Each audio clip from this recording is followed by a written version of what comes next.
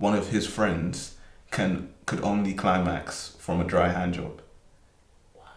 Because of so much masturbating. That was the only thing that could get him there. Oh. How much exposure do you think you've had to like incel and manosphere content? I think around like 2014, I started like using it to learn how to socialize, and I'd use YouTube, I'd read blogs, things like that. I used to figure out how to like make friends and also how to like interact with women as well. She was like, I feel like if you didn't meet me in that time of your life, you would have become an incel. That's what she said to me. Women like having children later or not having children at all, it's because like we've started to interrogate like, okay, well, do I actually want to be a mother, or have I been conditioned to think that that's just what I'm supposed to do? And I think there's so many areas in which we're a lot further along in questioning, and I don't think men are there, and there's a big disconnect. Hi guys, and welcome back to the Glorified Jist podcast, the podcast for those who love reality TV, popular culture, internet discourse, and maybe even a little bit of gossip. But also those who are critical thinkers and are trying to stay media literate in a world that wants us to do the complete opposite. It's been about 3 weeks to a month since I've said that.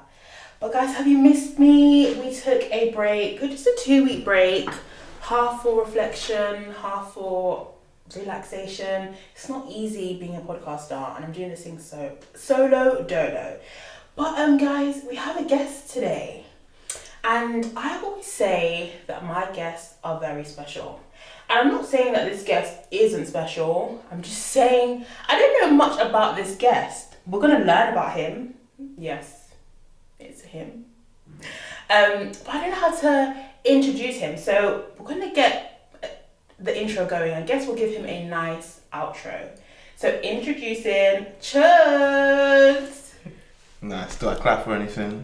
Clap for yourself if you want to. Yeah, pat myself on the back. You gotta love yourself. Yes, welcome. Nice, thank you for having me. You're welcome. Thanks for being here. Nice. Oh, let's address the elephant in the room. You don't see any mics because we have one. Would you like to tell them why we have one mic?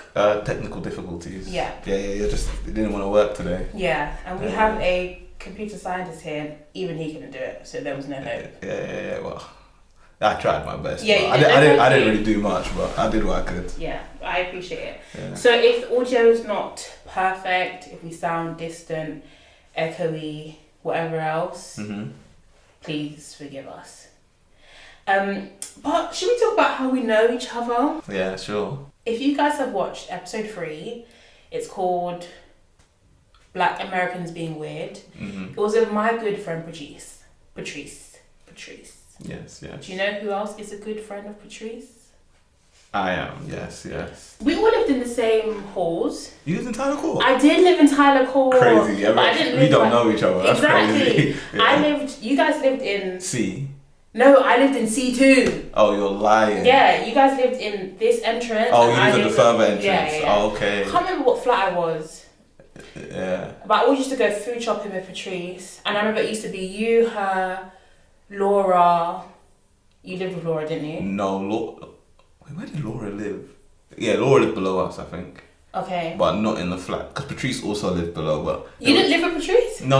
Oh, I thought you guys were all in the same... No, but just the same building. Just the same building. Oh. So how did you guys meet? I always make fun of her. Well, I make fun of her, and another one of our friends makes fun of her because we say that she tried to move to me. That was our first meeting. Because I was holding the door open for her and her flatmate. Yeah. And she was like, I swear I know you from somewhere. And that's literally how we met on the first day. Oh. I was opening the door and she's like, I swear I recognize you, I know you. And then, yeah, we've been friends since then, really. That's cute. Patrice actually spoke to me too, so I guess she's a bit better. Yeah. Yeah, so I guess we're like mutuals. I've seen you at a couple of Patrice's birthdays and things. Yeah. You came to one of my birthdays. I did. Did you not? No, you didn't. That was Gabrielle. I feel like you did. Are you confusing black women? No. I'm pretty sure you came to one of my birthdays. I've never been... Where? In Croydon. I don't go to Croydon. Oh, that was okay. not Okay. me. My bad. No, that was not me. But yeah, we've been mutuals since then. I've seen you a couple of times at Patrice's birthday. And then I had posted, what do you call it, a trailer? For Louis Theroux. For, the Manosphere documentary. And I was like, guys, we will be talking about this. Yeah.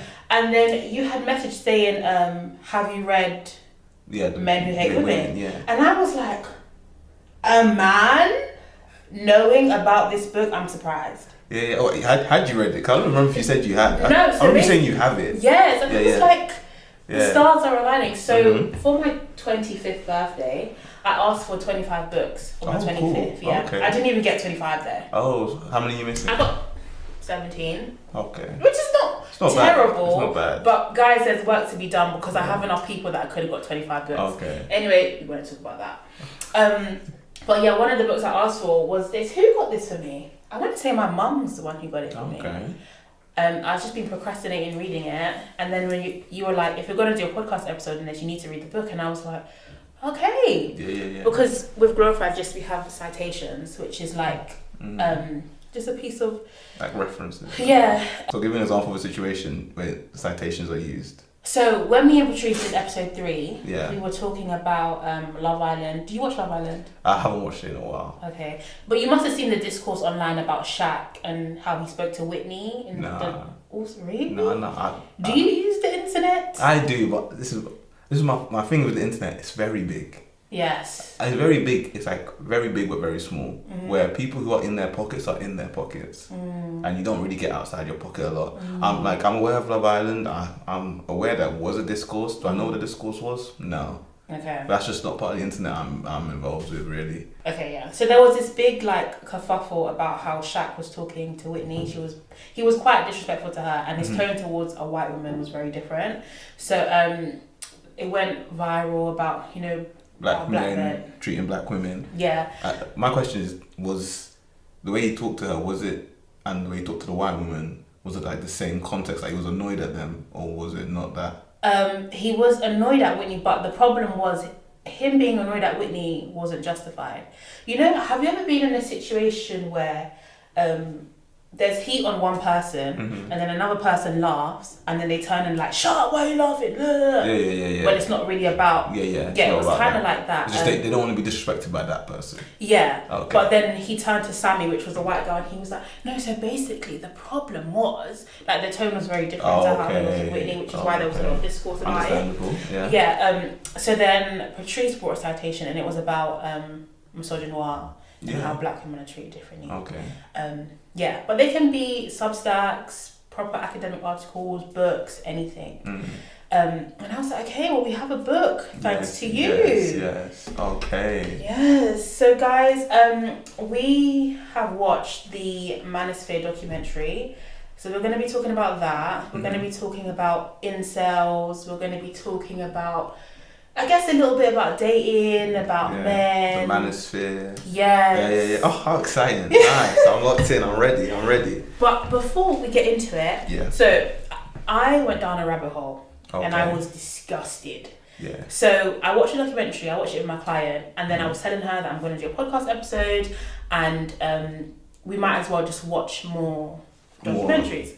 Yeah. So then we go on to Zandlan. Do you know Zandlan? No. He's a documentarian. I think that's what that's what they're called. His name is Ben Zander, something like that. Yeah. But he does a lot of documentaries about incels. You should actually I may have watched some. He's an Asian guy, I want to say. Yeah, I think I may have watched some. Does he actually speak to people? So they usually masked.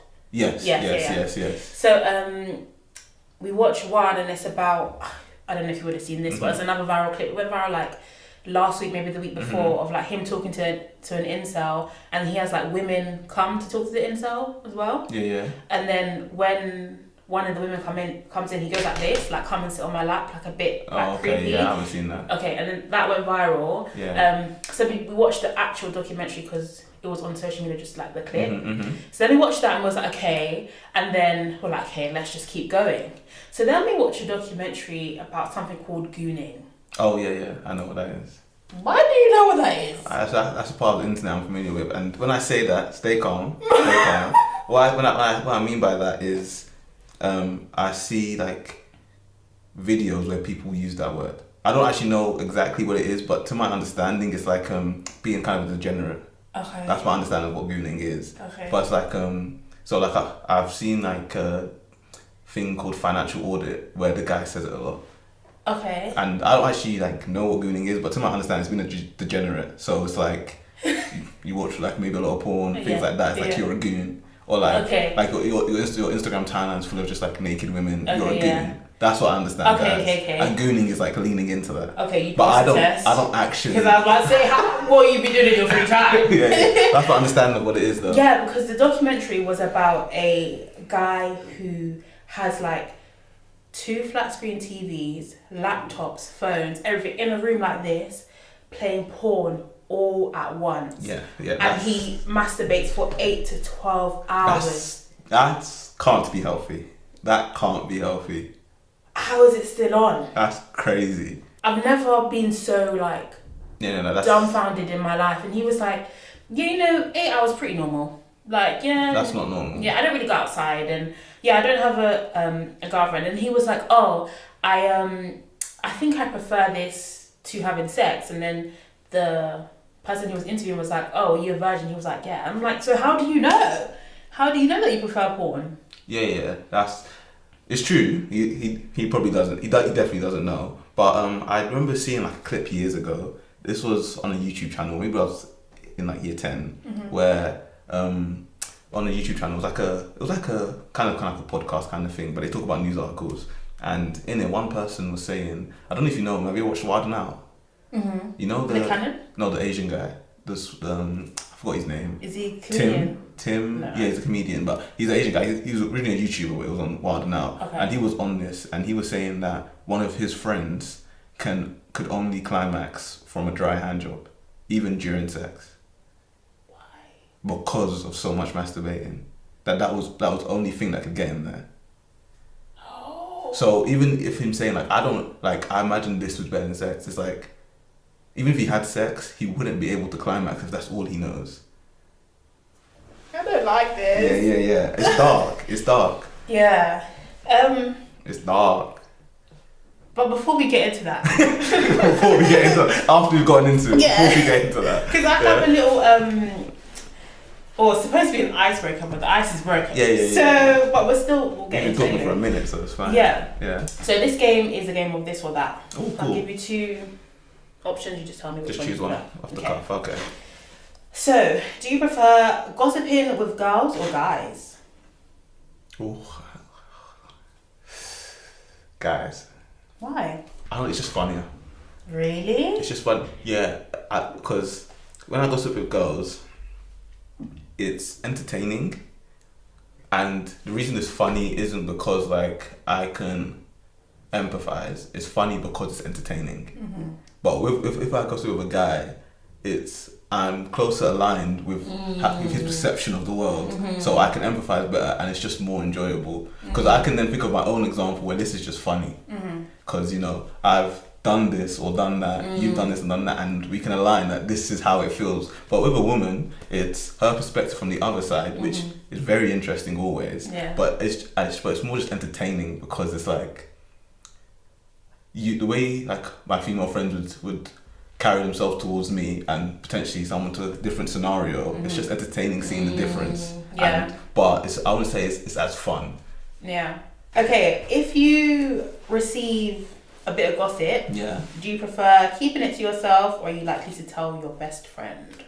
I don't have a best friend. Close, whatever's the closest, your guy, whatever. Depends. If someone tells me to keep it to myself, I'm keeping it to myself. If you don't tell me, I will let it fly. and it's actually got me into trouble quite a few times, just because even Patrice has a story of me getting her into trouble with it, because I can be very oblivious. Okay. And I used to be way more so. And even with the story with Patrice, it's like her flatmates told me something about their other flatmate, and I was just talking to the other flatmate and said it, and I didn't think it was an issue. Okay. But apparently it was, and I just. No, you're getting people in trouble. Yeah. I wasn't as socially conscious, can I say, as I was, but if you tell me like I'm telling you this in confidence. Cool. No one will ever hear from it from me.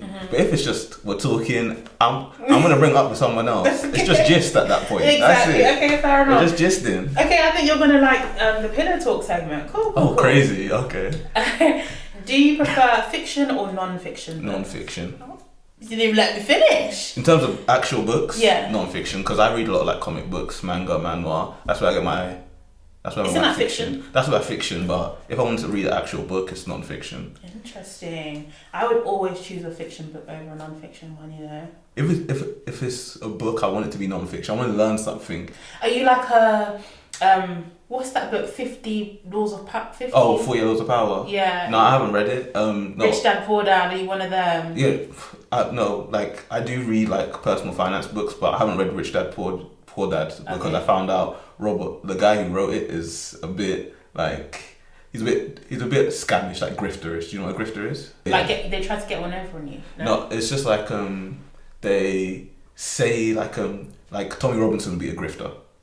Where he's like he talks a big game about these things, but the life he lives doesn't really align with it. But he keeps saying it because that helps to live the life that he wants to live. Okay. Like people in the Manosphere are also called grifters. Okay. Cool. I'm getting it. Okay. Playing sports or playing video games? Depends what day you catch me on. You gotta pick one. I'm picking one. I'm just thinking probably video games. Okay. Are you a relationship guy or do you prefer to be single? Relationship guy. Do you know, even though I don't know much about you, yeah. I was like, I know you're going to pick that. Oh, so can I tell your tea a little bit? Okay. I don't know what to No, it's not anything bad, but obviously you had told me about the book and then you were like, you need to get the book from your ex. Don't look so worried. Yeah, no, I'm just yeah. You were like, you need to get the book from your ex-girlfriend. Yeah. And then I was like, okay, but like, because you're coming all this way, I'm happy to like send you the book as like a thank you, whatever. And then you was like, well, I'm gonna like not try and get the book, but you were like, let me see how it goes with getting the book from my ex. And I was like, he wants to see her. And I was like, he don't want me to let her know, but he wants to go to his ex-girlfriend. I was like, oh, you're not saying much here, are you? No, it's just because I'm cool with my ex. Really? Yeah. Is that a cool, like, we're probably going to get back together, cool? Or like, oh no, we're never getting back together. But we are genuinely cool. Okay. Yeah. Why would you not get back? Because the reason we broke up is extremely valid. Okay. Yeah. Do you want to go into more detail? I would love to. Of course, I want to know. The reason we broke up is because of sickle cell. Oh, okay. That's the thing. That's everyone's reaction. Because everyone thinks it's going to be like just gossip. But I feel terrible. No, it's completely fine. But yeah, because like that's like we're never getting back together because of that. But we're cool. Do you have the trait? I have the trait. She has the trait. That's why. I've got sickle cell traits. Yeah. So I always think like it's one of the first dating questions I ask because I'm like, I can't fall in love with you. And then, I wasn't that conscientious at the time. How long were you together? Just under 2 years. You didn't speak. When did that conversation come up? Probably like a year in. I bet she probably got tested. Like she didn't know. Yeah, she didn't know. Before she met me, she didn't really know what sickle cell was. Yeah. So and she didn't know what her genotype was. Mm-hmm. And I brought like a year in, and then I think like probably like 18 months in, I was like, yeah. So it was a test, and she was trying to get the test, but NHS can be slow sometimes. Yeah. And she eventually got the results, talked about it, broke up. But like I said, we're cool. We don't hate each other, so there's no like. When I said I'm gonna get the book from my ex, I knew it was never gonna be a problem. Okay. Yeah. Not me thinking it was some juice. I feel like a terrible person. No, I think everyone does. Like everyone's like, oh, you my ex. What's the story? And I just like that, and they're like, oh. But some people are like, oh, what is that? Like, tell me more. It's surprising how like there's still like a lack of education around it. Like I don't think it's surprising at all. Really? Especially in the UK, I don't think it's surprising at all. I don't know. It's because I've always known, from my first early memories, my mum has always told us, okay, you and my brother, you've got the trait, this means this. Before we were even dating or anything, like we had an understanding. And so I grew up thinking it was like common, if you have it, you know you've got it. Mm. It wasn't until my friend was pregnant and that's how she found out that she had sickle cell trait. Luckily her partner didn't. But then I was like, how do you not know? I'm learning. People don't. Because in Nigeria, you can't get married without finding out. Is that how common it is? Yeah, because it's predominantly in black people. Yeah. And the reason that is because it's an evolutionary trait to fight malaria. Yeah, if you have sickle cell, you can't get malaria. If you actually have the condition, you can't get malaria because it sickles your blood cells, and so mosquitoes don't suck your blood or inject malaria. Somehow this is white people's fault. How so? I just feel like somehow... No, not literally. That is literally just a genetic mutation that happened to fight malaria. But because now malaria is curable, sickle cell is just awful. Because even if you got malaria, you'd be fine. But if you have sickle cell, it's awful. So now I have sickle cell trait and can't have children with someone who has sickle cell or sickle cell trait, but I can still get malaria. Yeah. It's horrible, isn't it? Yeah. And you think you can have children with someone who has sickle cell, but it's just I a don't 1 in 4 chance. Yeah, that's really it. It's just whether you want to risk it or not. Yeah, no, I don't think that's... I think I have too much... Yeah. It's understandable. Yeah. Yeah. Damn. Well, next question. Pillow talking with the missus, or what happens with the man them stays with the man them? Like I said, if the man them say like this, can't get out, there's no everyone else. Pillow talk, let fly, man. But what about like if your woman specifically, you guys are locked in, like does she have the right to hear the tea or no? Depends how my woman is. Say there was one girl I seen and like her friend cheats. Like she had a friend who cheats on their partner, right? Is this a real story? No. Oh. No. Her friend cheats on her partner, right? And she's okay, but she doesn't say anything. So then say like my cousin cheats, right? And she knows my cousin and my cousin's partner. I wouldn't mind telling her my cousin's cheated because she has a friend that cheats and it's not a problem with her. Even though she's not a fan of cheating, she won't like go and tell the world because she thinks it's wrong. But if my girl is like, no, it shouldn't be like that, I'm not gonna tell her that because it's the kind of person who will get involved in other people's business because she thinks it's wrong. Mm-hmm. I won't tell her certain things, but I'm like, I don't want you getting into this person's business. Mm-hmm. So it just depends on how my girl is and the kind of information that I'm gonna tell her. Are you saying that if you were worried that your girlfriend or partner would make it obvious, then you wouldn't tell her? If when I pillow talk with you, you can't keep it in pillow talking sessions, I'm not telling you things. Okay, cool. So that was this or that. But the reason I asked about pillow talking is because... Oh gosh, what's about to happen? So, I have a segment in the podcast called Pillow Talk. Yeah. It's at the end of the podcast and it's where I give guests a confession card in the shape of a pillow and they get to write a confession. It could be about, maybe we've spoken about something in the podcast and they didn't want to say it because it would be attached to them, but they had this thought or feeling. Maybe they have a story time, maybe they have a feeling. Maybe they feel something about me, but they don't want to say it. They write on the card, it goes away, and then I've been saving this up, so you're actually the first person. Oh, yeah. Because we were on episode 6, I waited till I had 5, because I was like, hey. Oh, so I just pick a card and read it? Yeah. Okay. And then we'll go from there. I'm so excited. I told everyone these better be good. Okay. If they're not, I'm going to be very disappointed. Okay. Cool. I already picked the end one. Oh, is that the end one? Is it? Just go oh, gosh. I gotta pick a different one. Oh, jeez, this is a lot. Okay. Cool. We'll just read out? Yeah, read out. Okay. Sometimes I worry that I'll never fall in love, and that scares me. I know that it doesn't happen for everyone, but I don't know if I can say I'd be happy if it never happened for me. I used to have this fear, you know.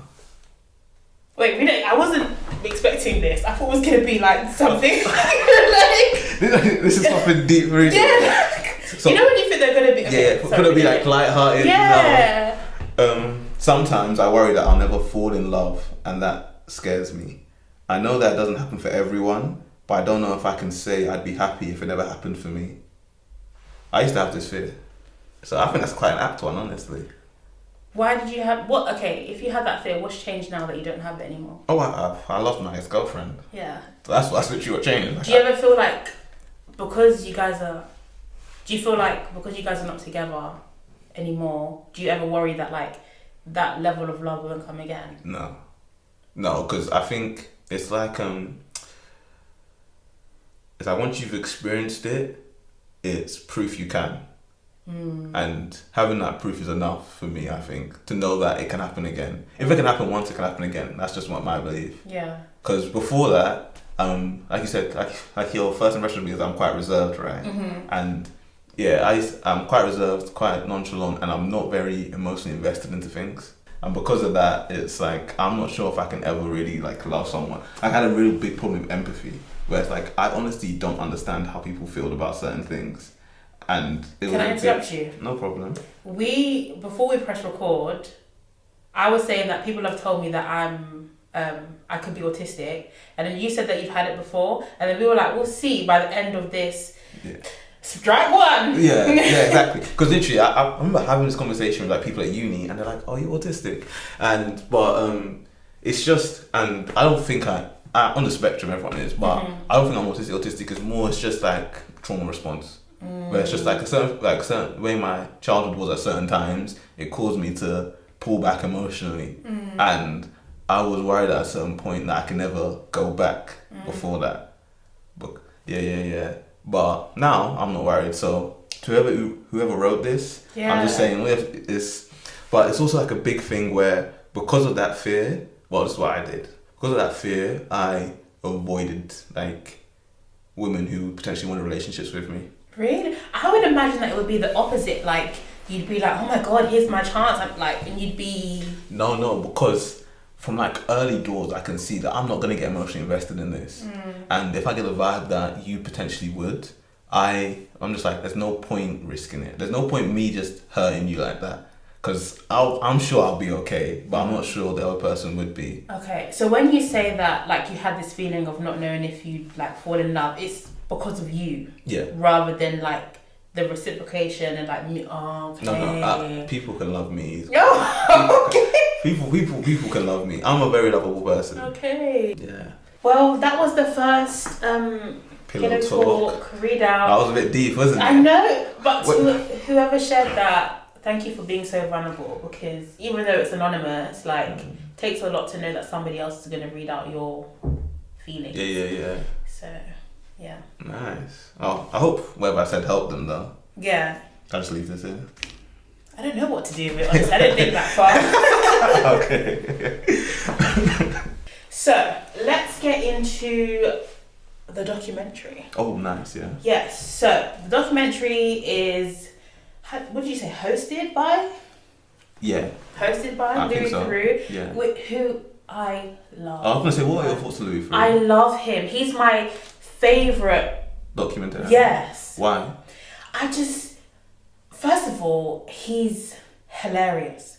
Louis will ask you a question and then laugh in your face because you're so ridiculous. Like, his dryness, I love. And I feel like he's not... he lets people expose themselves rather than having an opinion. Like, I mean, you can tell by his facial expressions and some questions like how he feels and where he leans in certain situations.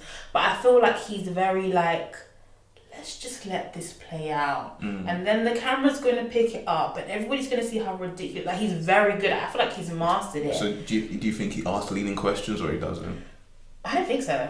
Okay. Do you think he does? I actually don't have like because I'm not really familiar with that many I think this might be the first documentary of his I've watched. Yeah. I think maybe this would give you not a bad impression, but not bad. But I feel like some people who are not familiar with him didn't. Because the only thing I know of him is I know he does this, but I also know he I've always known about him, but I also know he interviewed Stormzy one time. I think that's the only kind of things I've had. I haven't actually watched his work, but I remember one of my colleagues saying that he's not the biggest fan of Louis Theroux sometimes because he uses his Britishness and his posh Britishness as a way to ask leading questions but hide behind obliviousness.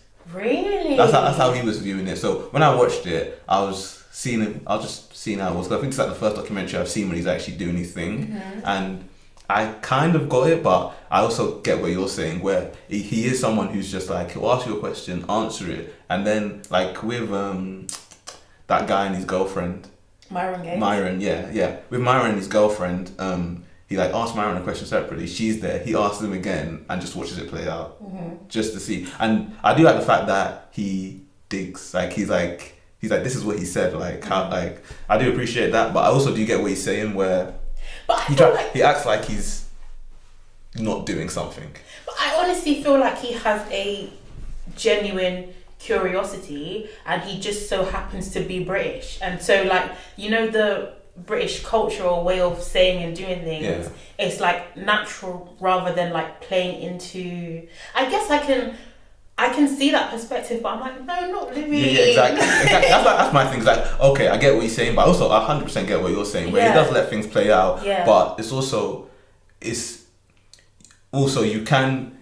Maybe it's just how I see it. It's just like you can tell he has a view on this, and he is trying to frame it in a way. But if depending on how you view it, it's like these are quite open questions and can be avoided. But I could also see like from the off, you can tell he's not a fan of the Manosphere. Yeah, and as he shouldn't be. Understandably, but because of that, you can tell like he's not going into this with lack of judgment. Yeah. I guess I can understand, but no Louis hate around here. I'm not saying that you're hating on him. I'm just saying that, like, I love him. He did a documentary, I think it came out last year, on Gaza and Palestine and Israel. He's done, one time, I was doing my cousin's hair. I was doing her hair for maybe 8 hours, and I forced her to watch Louis Theroux documentaries the whole time.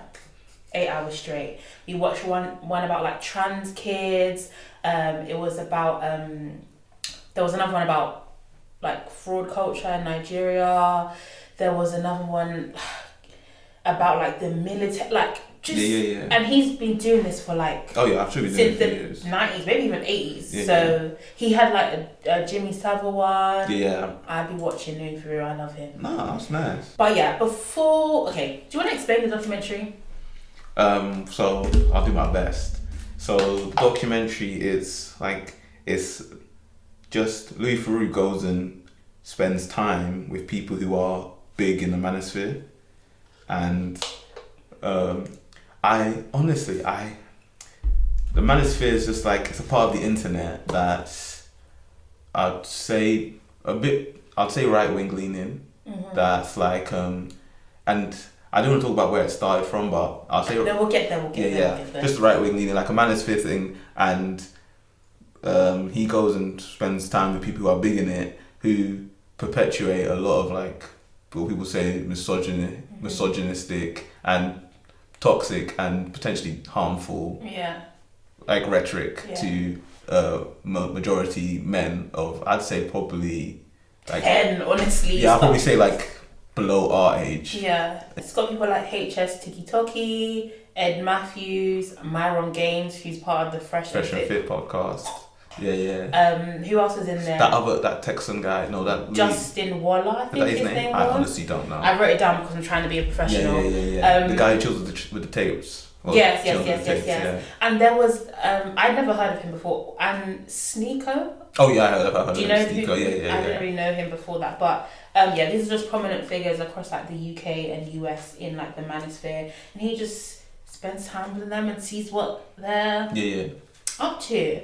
But what did you think of the documentary? Not so much the content, but like as a viewer, because people said, like, not so much Louis' interview style either, but people said they felt like the documentary fell flat in terms of... You think so? Yeah, I don't know. It felt very tame. It didn't really... Because I've seen some like documentaries where it's like it's got like a structure and storyline that like hits you and you're like, what's happening next? And like, how deep does this say conspiracy or this situation go? With this, it felt quite tame because I'm aware of like what the Manosphere is and how bad the rhetoric they can say is, and it felt very surface level in terms. It didn't feel like a deep dive into the Manosphere. Yeah, no, I kind of agree with that, but I was like, I think it's partly to do with like censorship, maybe with like Netflix and like production. I assume, but then I'm also like, sometimes we are not like the target audience, because you know the book, which we'll get into, it talks about how a lot of people think it's like this unserious like little basement kid who smells situation, rather than like, okay, these are people who are like making money off of it and who are public facing and who your kids can watch as easily on YouTube and stuff. And so I kind of feel like maybe the purpose was to show that rather than being like, do you know what Gooning is? I get it, but I don't know, it felt like it really get across just how bad it is. That's how I felt, which is why I say it's tame. Yeah. Because it's like Gooning is a part of the Manosphere, and it's a dark part of it. And I've seen Netflix documentaries that will get dark into like a serial killer's mindset. True. And this is for the Manosphere, it was very surface level. Yeah. Like it was talking a lot about it would bring up like HS TikTokies like scamming using these trading thing, and I'm like, that is irrelevant to the Manosphere. Every random people on the internet will try and be a lifestyle coach and give you a trading thing. Yeah. And it's like, and because that was a big thing, I feel like it was a big thing, a part of it. Even when he went to, I keep forgetting that American guy with Justin, the ginger guy. Yeah, Justin. Yeah. Even when he was talking about how he uses a Telegram to like incorporate these people into this, and it's just like, he was talking about the money part of it, but it's actually the message that they're getting across at a deeper level that I felt should have been discussed more. Yeah. No, and that wasn't. I agree. And that is why everybody needs to read this book, guys. This book is called Men Who Hate Women by Laura Bates, and this is our citation for the week, this episode. And I feel like if you want to have an understanding of the Manosphere and incels without censorship, I feel like you should read this, because she says it in like the introduction, like for the purpose of like exposing how scary this is. She doesn't like censor any words, whether it's racist, sexist, homophobic, like whatever. And I didn't get that far, but I was like, so I think. Yeah. No, it's a very good and insightful book. Yeah. One thing is that it seems like even in the introduction you get this vibe where it is a white woman's perspective for a lot of white men. That is one thing. You think so? Yeah. But she like talks about the racism and like how. Yeah. She talks about. What do you mean? So it's like I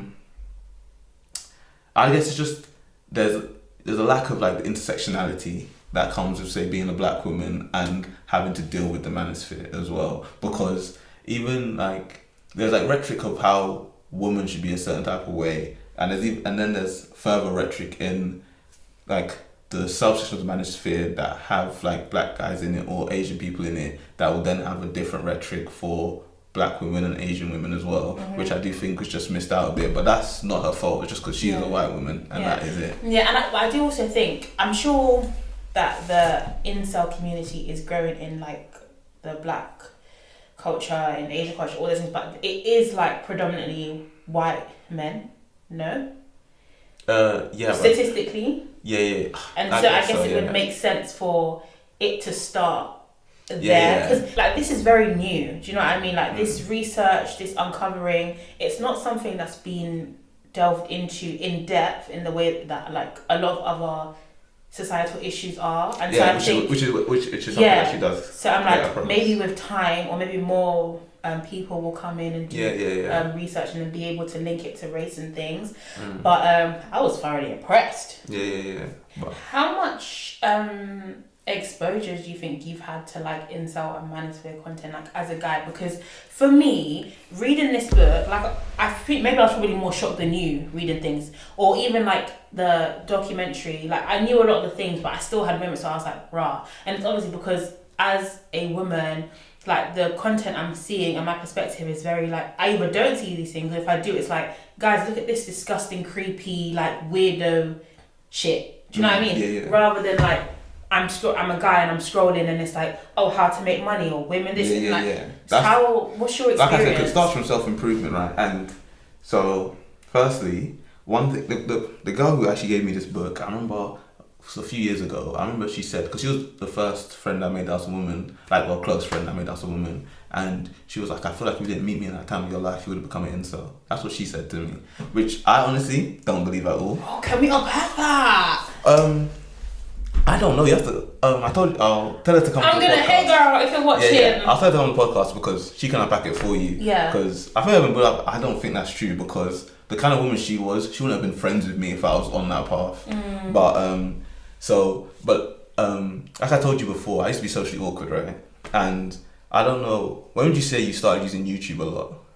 Like pre-teens. So like 2012 times. Yeah. That's when I started using it a lot. And like I think around like 2014, I started like using it to learn how to socialize. And I'd use YouTube, I'd read blogs, things like that. And on YouTube, I keep forgetting his name. Do you know the professor that like did philosophy that was like on Joe Rogan on Channel 4? I keep forgetting his name. I actually can't remember his name, but he's the old guy, and I can't remember his name. But I used to watch his like lectures that he used to do when he was a university professor in Canada. His story is that like when they wanted to make people start using transgender pronouns at university, he was strongly against it. No idea. I can't remember his name for the life of me. I haven't seen him on the internet in a while, to be fair. But I used to watch his lectures, and I used to watch one channel called Simple Pickup. Okay. And that pick up artists. Okay, we're gonna get that. It's in the notes. Okay. So like Simple Pickup, and that was how to like interact with women, right? So I used to figure out how to like make friends and also how to like interact with women as well. And so the making friends thing, and so certain things stuck with me. Like from Simple Pickup, one thing that stuck with me is that you can talk to a woman about literally anything, and because like I said, it was like where it started was very nice. It's just like here's how you approach women. Like don't be creepy, but just know like women aren't any different from you. Like you can just talk to however you want to. And they'd have like clips of a guy and he's on a date with a girl and he starts talking about like card games and things like that. And she's interested and it's like, yeah, you can. And also like Hitch is like in like the opening scene, he like lists the like Will Smith movie? Yes. He like lists like he's like, don't think about what you're gonna do tomorrow, don't think about what she looks like naked, just listen to her and respond. And it's just stuff like that, which is like that was with talking to women, but that talking to people in general was like I can't remember the YouTube channel, but it was like a video of like just talk to a stranger every day for a month, which is what I did. So this is like good practical advice. It's just practical advice on how to like just improve yourself. And it's like, and it'd be like other things would be like it's good, like this is where the Manosphere like kind of starts, and it's just like it's a journey from like self-improvement. But I feel like as the internet blew up and like you're able to make a lot of money and clout became such a commodity and attention became such a commodity, you had to lean into extremism. So it went from here's simple ways to improve yourself to like you're improving yourself and here's why you can't be not good enough and here's reasons you could be good enough that you don't want to be like. And that's how it just became more and more extreme. And were you like present, like on the internet, like taking in this content? Because I still get like all the people on the Manosphere documentary, I knew them I think I had watched the Fresh and Fit podcast. Actually, I've never watched Jist Sticky Tocky to be fair, but I didn't know who he was. Who else was there? Sneaker, like I knew you didn't know, and who else was there? Actually, I don't know Ed Matty, but okay. I don't know who that is. But yeah, it's like all these people I knew when they weren't as big and things like that. But I think it never really resonated with me just because, firstly, I think by the time they started getting crazy, I got to a certain age where I could, actually I don't know, because I was like probably 19, 20 like maybe by that time, but I feel like I could differentiate that this is a bit insane. What do you think made it click that like this? Do you think it's just you as a person, you was like, yeah, this don't feel right, or is it being exposed to more women? Like what was... I don't know. It might have been being exposed. Probably a mixture of all of it. Because even like the way I am, I'm very like, even when I watch something, I do my best to find something that's the complete opposite of it. Because I just like objectivity just in my life in general. So it's like when I'm seeing all this like rhetoric this way, I then also would go watch a bunch of like women talk about similar stuff in it. It's like say like I'm not even saying this is Manosphere stuff, but say I watch the Free Shots Tequila, right, and hear how they talk about relationships. I then watch the Receipts podcast and hear how they talk about relationship, just because it's just two different perspectives about a nuanced conversation. Because anything to do with like talking to people, socializing, relationships, it's no one person's the same, so it's always going to be nuanced. So when a bunch of people are pushing one message on how to behave in a nuanced subject, I always try and get another message. And that's just who I am as a person. So it's also that probably allowed me not to get sucked in. But I can fully understand how people do. Because it all starts from you, like me as a man, not being happy with myself for whatever reason. And and depending on what you get exposed to, you could see stuff about women talking about, like, say you're not tall enough, you know, like, oh, I want a guy that's like this or like that, or like you see guys like this and you're envious of them, so you want to be like that. So then you start learning about what it is that they do to try and improve yourself, and then and because of how the algorithms work, you just see more of it, and it gets more extreme and more toxic, and it's just easy to fall into it. And people doom scroll all the time, so it's just, once the algorithm hooks you, and you're like, yeah, cool, I'm in here, let's see what they're saying. And even if consciously you want to not believe it to be true, if you keep getting exposed to it subconsciously, it's just gonna feed into your perspective on stuff. Where it's like, say, like, you just scroll it every day, you don't really take it in seriously, then you go to a party and you get rejected by 2 girls, and now subconsciously you're like, oh, it's because I'm not like this or not like that, it's because they're like this or because they're like that, or they want this and they want that, and it's just those kind of things. I'm so glad you came on the podcast. I wasn't expecting you to have a obviously you're not Incel, but like a personal story interaction. But I do find like it quite interesting, because it's like, because I'm very aware of it, right? And like I can fully understand how people get into it and get lost in it, because it's at the core, the messaging's not bad, the execution's all wrong. That's really it. It's like, the message is that you as a man you don't need to, but you should improve yourself, and you should be able to provide, and you should do your best to have value and do your best to add value to other people's lives. That's the core message, is that as a person you should improve yourself so that you can then provide for the people around you that you want to provide for. That's the core message at its core. And it's like, here are ways you can do that. You need to be healthy, you need to be intelligent, and because of the society you live in, you need to make a lot of money. That's the core message. But the way they get that message across, it just gets more and more insane, where it's like, if you don't earn a lot of money, no one's gonna love you. And if you're a person that hasn't really known love like that, you're gonna be like, that's it, and now you're gonna chase money to an insane degree. I think when you strip it down and you talk about what like the core message is, I can understand when you say, okay, like, that's not necessarily like a bad thing, because from the outside I'm like, this is all wrong, this is so disgusting, but like, getting to the root, I think I understand. And like you said, it's the layers and everything that comes on top, and I can understand, like, and I think this is what I understood most from the book, is like the element of community that it provides. And I think that is how I see you getting sucked in. It's like, if you're the guy who in your friendship group, like, you don't get a lot of attention from women, and all your guys don't really understand that, so you might feel away, but you'll be like, I'm not going to tell them that I feel away that no girls ever. And so you go on the internet and there's bad people who, I can understand, you're like, let me just type a little. No, let me just jump in there.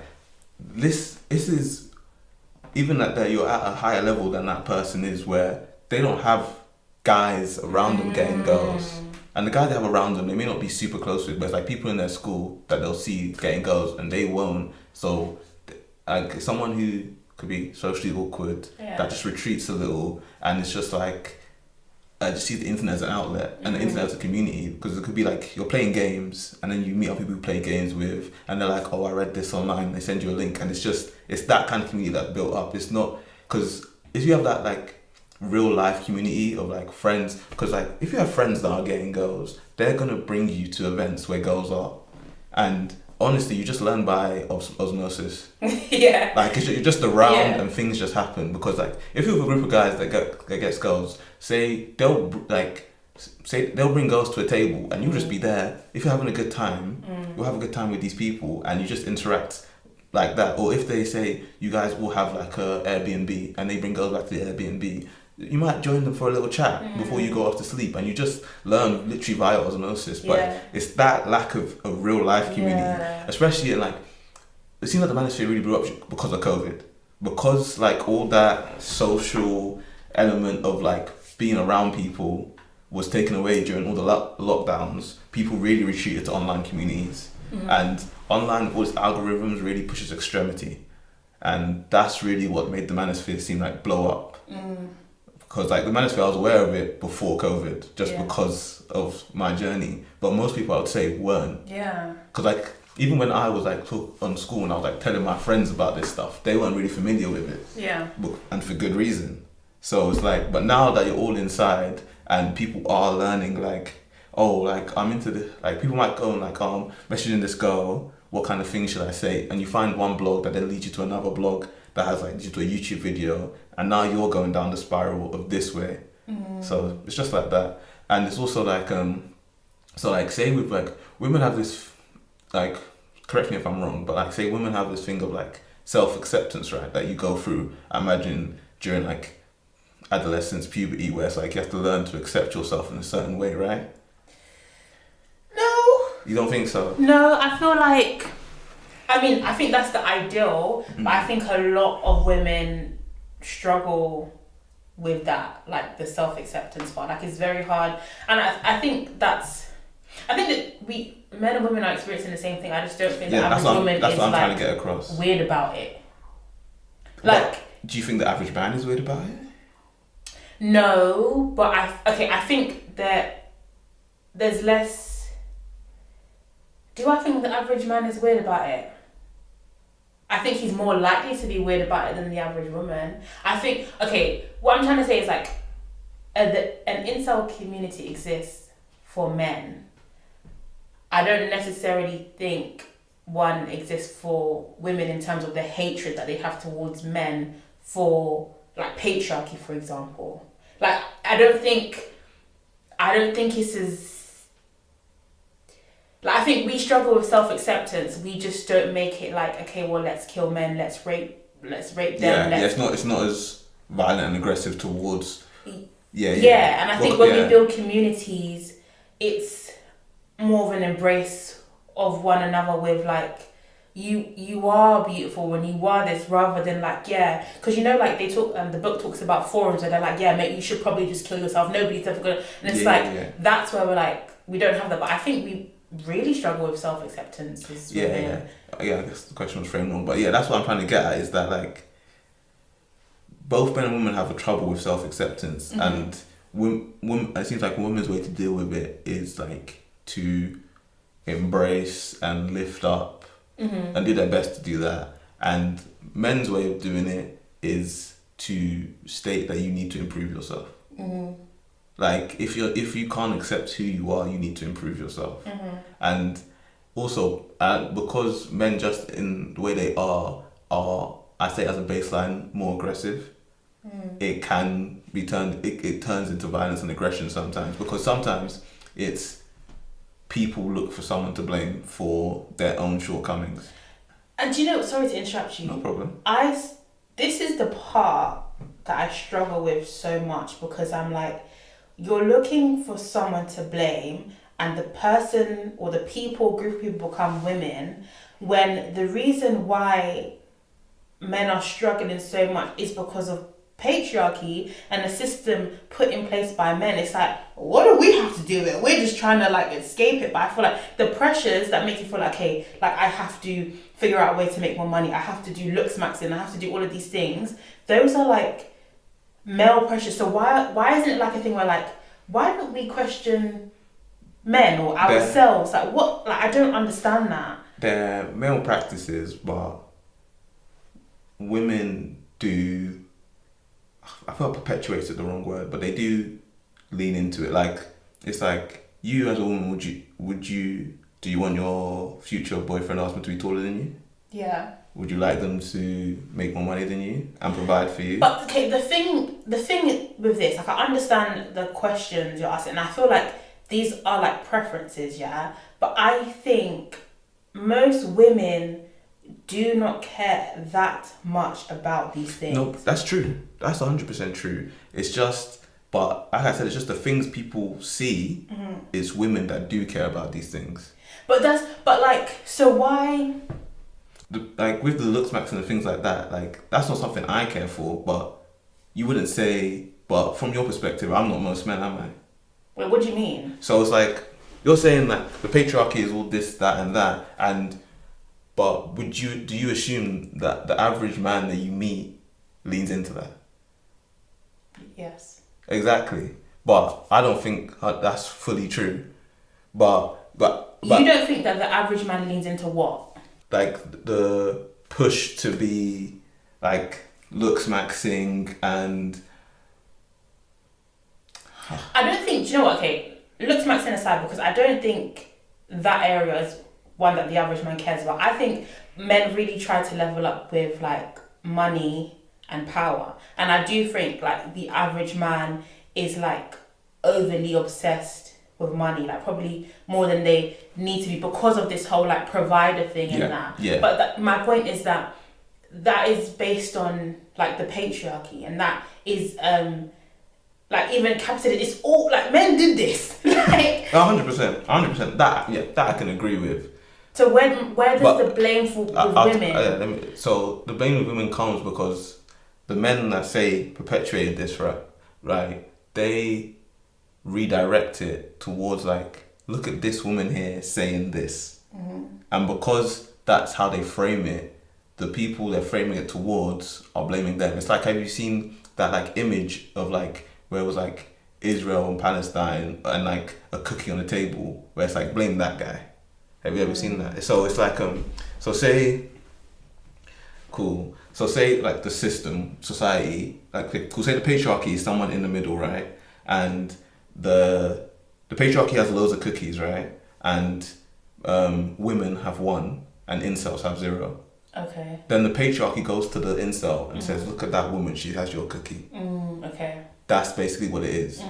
And it's just that the fact that there are women who agree with the patriarchy, perpetuate the story they're trying to tell, it then makes these people who are looking for someone to blame and don't fully understand, it gives them an outlet towards them. It's not right, and like you said, it's not fully correct, but because the fact that there exists women that are like that gives the patriarchy an excuse to be the way it is.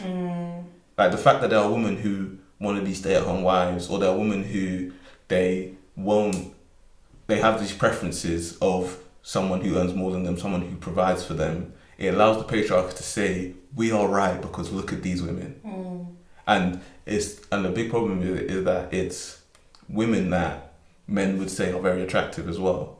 So it's like these women that we deem as very attractive and say out of our league are perpetuating this story, and these guys are saying the best way to like try and get them is, I need to make more money, I need to be better to achieve this thing that they're also telling me is what I should want to achieve. And that's really where it comes from. Yeah, I get what you're saying. I just find it so frustrating because I'm like, we're all under spells, like we're not paying attention to the real issue. But I do understand. I get it. I get what you mean. It's like I would love to have a girlfriend who earns more money than me and spends money on me all the time. It's preferences, right? Yeah. Why do you see it as women are having these preferences for things, but guys aren't having their preference for things? Is it because of the aggression that comes underneath it, or it's because like in the Manosphere, like they were saying how they want their women to cook, clean, and that's it. Like that's a preference they have. But in your opinion, is that okay for them to have that preference? Yeah, I think it's okay to have that preference. I think, like you said, it's the violence and aggression behind it, and also the way like rejection is handled. Like, say for example, a woman can have a preference. Okay, I want a 6 foot tall, dark skinned, chiseled black man, whatever, and she might not attract those kinds of men. And even though it might be like, damn, I wish I was attracting that guy, I think there's a level that's like, well, okay, like, well, there's this guy and he's 5'10" and but he treats me amazingly. And I think women seem to be better at being like, I can see the goodness, rather than being like, I hate dark skins and I hate this and why don't I? It's just like, okay, well, that's not my. You don't agree? No, I do agree, but there's also I don't know. Have you not seen like, I feel like online? Well, I don't know if it's still.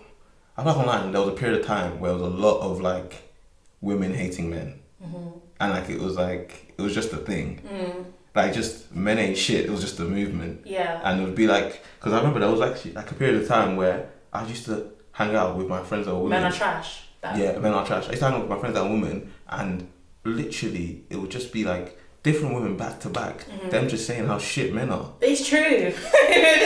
But okay, I understand how it can be a bit like of a contradiction, but I think like we haven't had the same experiences. I think there's a level of, let's say, privilege that just because you being a man, let's take race out of it and all these things, because obviously intersectionality, I think there's a level of privilege that men receive just by being born a male.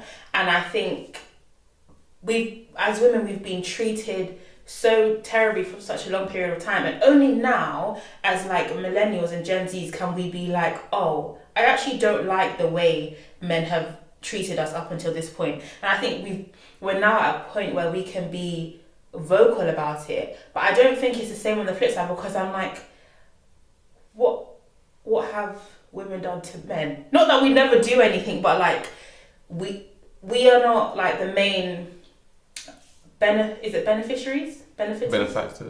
Let's go with that, of like patriarchy, for example. And we've only in the last like 50 years had certain, do you know what I mean? And so for us to be like, yeah, men are just like, yeah, but like, you guys are, but what have women done? Do you know what I'm trying to say? I'm not very good at articulating myself. I think what you're trying to say. And I also feel like this is what you were saying earlier though, but that men aren't even the biggest, like men are the biggest benefactors of the patriarchy, but men don't even benefit from it. Right? Yeah. And I think the biggest thing is that it's just society as a whole, like just the system of the way society has gone, it's just that life has gotten worse for people like our age trying to get through it. So it's like back when the patriarchy was like a real big thing, and like women didn't work and women weren't as respected and things like that. It was really bad, but I think because society as a whole allowed like this average man to still be able to do the basics in life, like still be able to provide for his family, get a house, provide for his children, all that. I think that was why it was okay. But because like economically and societally things have gotten worse, the fact that now men can't do that. As the average man cannot buy a house, provide for a family, and do that. It's like now the patriarchy's not benefiting men either, and men don't know how to deal with it. Yeah, this I 100% agree. But the thing that bothers me about this is that instead of men like trying to become more resourceful, and I don't even just mean that in a financial way, I just mean that in general, I think we're seeing an increase in like hate towards women, whereas like we are also struggling like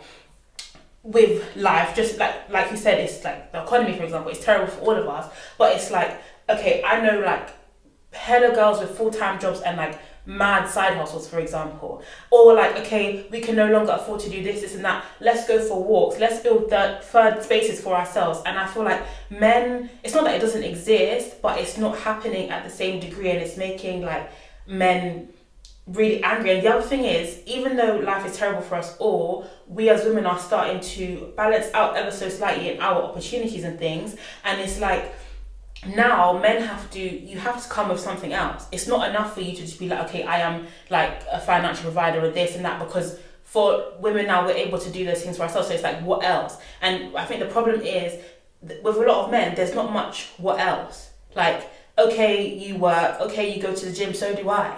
Like, what else are you doing? And there's not, I think the average woman can say she does so much more for herself and her community than the average man. It's a broad statement, but yeah. I'm standing behind it. Okay, and what is that what else that you would like? I think that is for men to figure out themselves and for us to decide if we like it. Because I don't think our decision that we're making now as women, we're not doing it based on, I wonder what men would like us to do. I wonder what else they'd like us to do outside of work. It's like what we've chosen, like, okay, this is like a passion or a hobby, whatever. And I don't think men are like, go figure that out as men or as your friendship groups or whatever. And then, do you know what I'm saying? Like, I don't think it's a question that should be posed to women. I think is that men should just be doing. I don't know if I'm making sense. No, I get it, but it's why can't it be a question posed to women? Because because my assumption is that these men are angry at women because they don't know what women want from them, and what they think women want from them, they can't be, so it makes them angry. So it's the question of to our knowledge and throughout life, and what things that can be shown to us is that all we know is that to be a good person a woman would be happy to be with is that we know that we have to provide, and that's literally what they lean into. So when you say you don't have to do that, but what else? So if I don't provide, what else do you want from me? Okay, this is what I think it is. I think men need to do a better job at interrogating themselves and would the word be deconstruction? Mm-hmm. There are certain ways that men behave or maneuver in this world that are no longer fit to the modern day woman. But the reason why they're doing it is not necessarily because they're a terrible person, but it's deeply ingrained in men because of it's systemic, it's... I get that. Sorry to interrupt. So my understanding is you're saying the modern day woman isn't currently aligned with how men think they need to be, right? Yeah, and I also think that women have done a better job or are further along at unpacking what we've been taught. Say for example how there's a massive movement now of women having children later or not having children at all. It's because we've started to interrogate okay, well, do I actually want to be a mother, or have I been conditioned to think that's just what I'm supposed to do? And I think there's so many areas in which we're a lot further along in questioning, and I don't think men are there, and there's a big disconnect. Yeah, so you're saying we need to unlearn certain traits that we've been raised through, mm-hmm. because it doesn't align with where life is at currently, right? Yeah, and also and I think this is what I meant when you asked me, I can't remember what you said, and I was it shouldn't be on women to tell you. I think it should be I think women have taken the step within themselves to be questioning certain things, and I think it almost feels like men are waiting to be taught. So it's okay, if we're not supposed to do this as men, what are we supposed to do? But why? It kind of feels like that's now another responsibility placed on women to figure out for men, and It shouldn't you should be doing it for yourself. Do you know what I mean? And it should be something that you want to do, or you realize that in order for me to be a man that's good enough for present day women, it's the work that has to be done. And it's not I'm gonna meet a woman and she's gonna put me on to this and that. It's not that it's impossible, but where's the self? I don't know the word, but you know what I'm saying. I know what you're talking about. Where, yeah. I think potentially that could be because the reason men are the way they are isn't fully for themselves. What do you mean? Men need to be valuable to others, and because they need to be valued to others, their value needs to be deemed by others for them to figure it out. Does that make sense? Yeah, but don't you think that they need to be valuable to other men? I don't think I think it's a men thing. And I guess do you know what, this is kind of a good point you made, yeah, because I had some notes about the male gaze, and how a lot of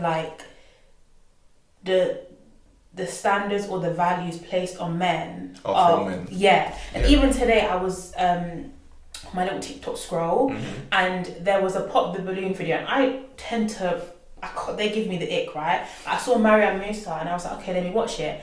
And I should actually show you the video. This guy, he said he popped his balloon because the other men had popped. Have you seen it? No. Oh, I don't. Okay, he popped his balloon because the other men had popped their balloons for this woman, and even though he found her attractive, he can't be with someone who Other men don't want to be with. Yeah.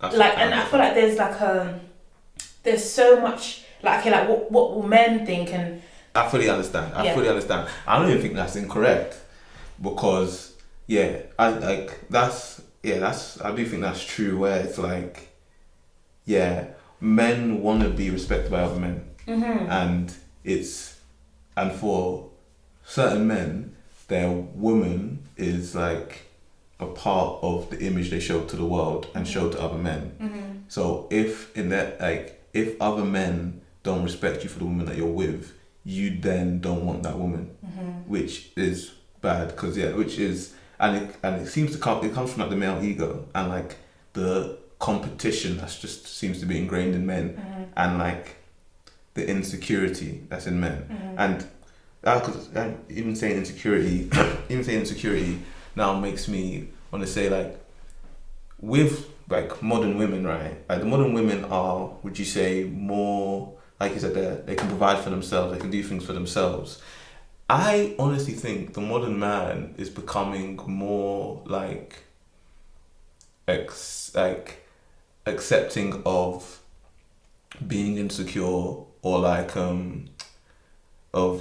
or being like more sassy and more like, like less reserved, stoic, and less like having to put on a front of the kind of person they are. Like they lean more into like sassiness and things like that, and like I don't know if the modern woman is okay with that yet. It's like, so say you were wearing certain clothes and you're going out, and your man said he didn't like that because it made him feel insecure. You would say that's the man's problem, right, to fix. But why? Like, if this is someone you love and he's saying you doing that makes me feel uncomfortable, why is it his problem to fix his uncomfortableness? Wait, so I'm dating someone, and I'm going out, and I have an outfit they don't like, and they say they don't want me to wear it because it makes them feel insecure, and I say, well, that's your problem, and you're saying, why is it his problem? Why is it his problem but this is a man that you want to be with, and he's saying like, you doing this makes me feel a certain type of way that I don't like, but you're saying that you're gonna do it regardless, and you need to figure out your own thing about not liking it. Because I feel like you're then policing a woman's actions or how she chooses to live her life based on your insecurities. I think when your insecurities show up in the way like you choose to behave and behaviors that you demonstrate, I think that's separate. But it's like, why am I in it? Like, because you feel a certain way, I can't wear like certain clothes. That's like controlling. Interrogate that. Okay, you're being more open with your emotions, great, but where does that come from? And if the root of it is something that's like incredibly like misogynistic or homophobic or whatever, those things are wrong. Me, I want money, but I feel like once I get to a certain level of money where I can like provide a good enough life for myself and like the people that I want to, I think I'll be good.